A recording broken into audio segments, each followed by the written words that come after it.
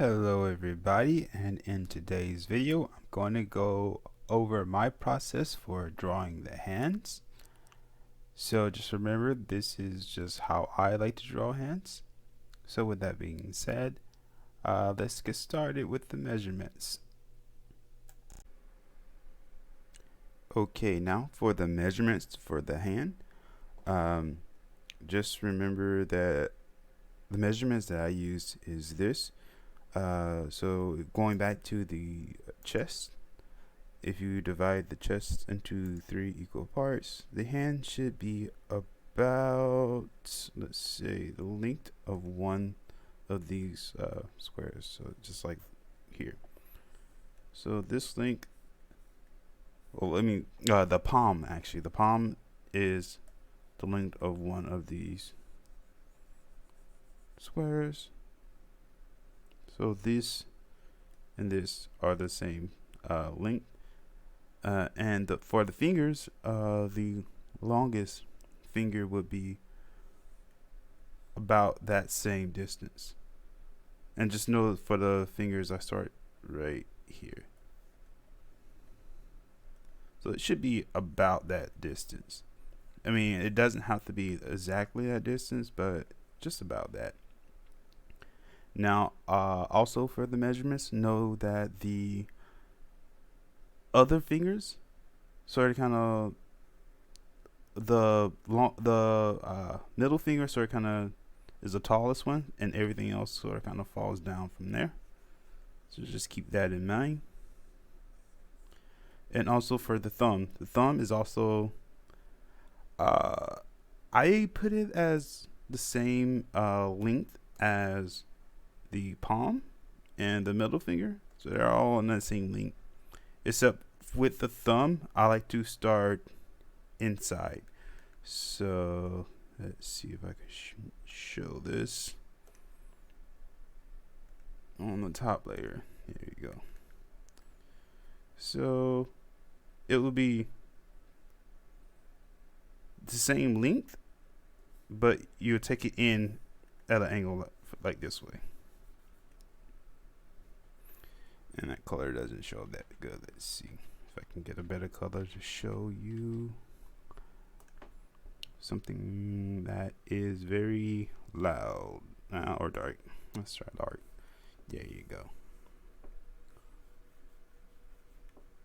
And that's what I do for the length of the hand. And I want to mention one thing, the knuckles. So for the knuckles, just remember that they're a little bit lower than where the hands separate. So here's where the hands separate, and then your knuckles are going to be like a little bit below that. That's horrible. Way up. There you go. Sometimes, like, even myself, I draw like the knuckles like right here, as the knuckles is making the knuckles that separation, but they're not. Just make sure you just take them down a little bit. And that should be most of the things for the measurements. Oh, and also I want to go with the fingers. For every individual finger, I just try to keep this in mind, that this will be the smallest part, then this part gets a little bit bigger, and then this should be the biggest part of the finger. So just keep that in mind when you're doing the fingers.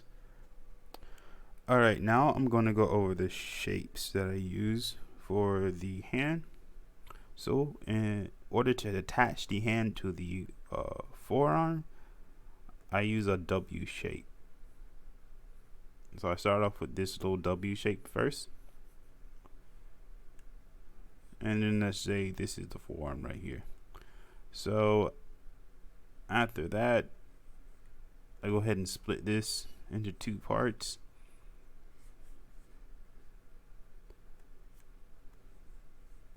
And try to make them as equal as you can.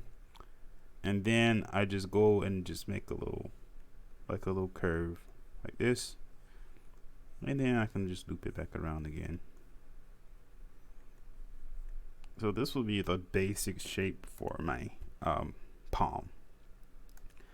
Now I'm gonna go to the fingers, and so for the fingers I like to do this.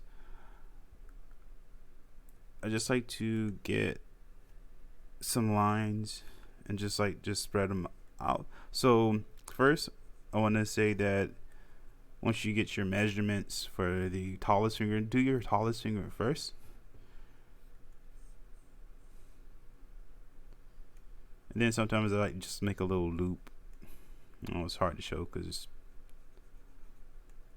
pen I'm using is a little bit larger, but so now that I have the tallest finger, then you just like I said, like the tallest finger, all the other fingers will sort of kind of fall below it.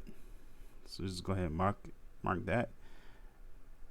And for the other finger, I'll just go over here and then do the little loop-de-loop. Then on this side, just go over here, do a little loop-de-loop, and then the same thing for the pinky.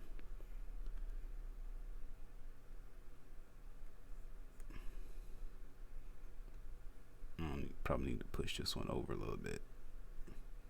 Yeah, that's the general shape I use for the fingers.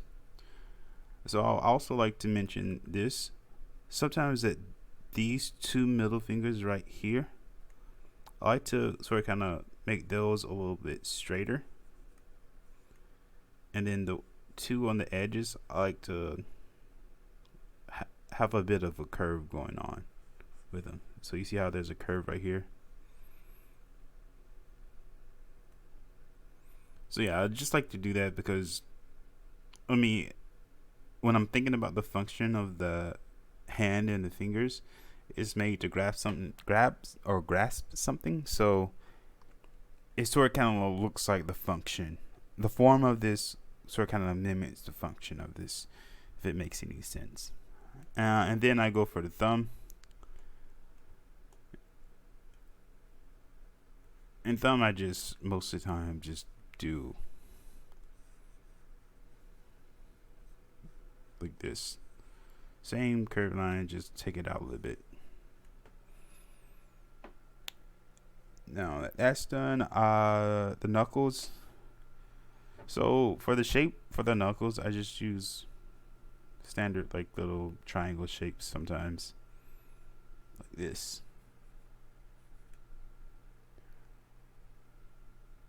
And that's it for the basic shapes for the fingers. Next, I think I'll do an actual speed drawing of the fingers. So when you're doing the fingers, try to remember this. When you're looking at the fingers from a side view, let's say this is a finger. So one portion will be straight like this, and then the other one will sort of kind of have like this curve going to it.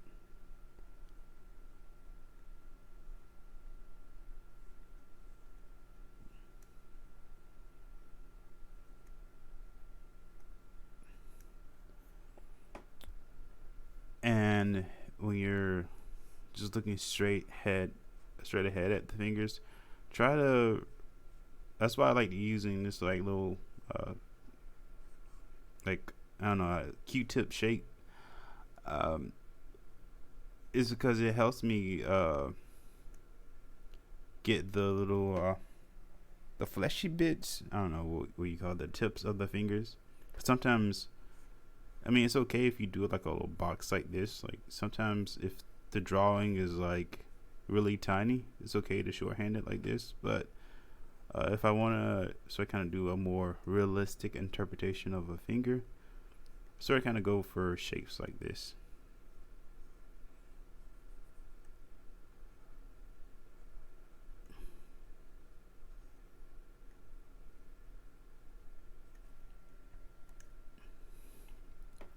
And it helps me sort of kind of get the whole feel of the finger.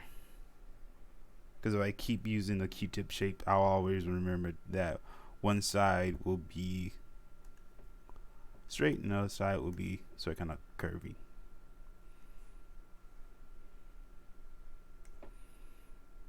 So just try to play with this shape and see all the things you can get, because you can still play around and find things that will work, especially if you're doing it in like perspective or anything.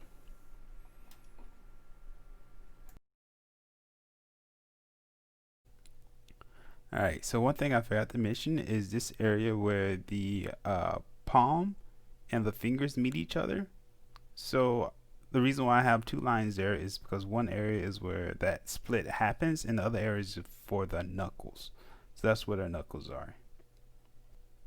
So just keep in mind that the fingers look different when you're looking at them front view versus the back view. Of course, in the back view you'll have the knuckles, but also the length of the fingers will sort of kind of appear to be different. So just keep that in mind. Yeah, so yeah, like the face, I think the hand is like at least probably the second most difficult thing to draw. Um, Mainly because you have like so many like tiny little parts.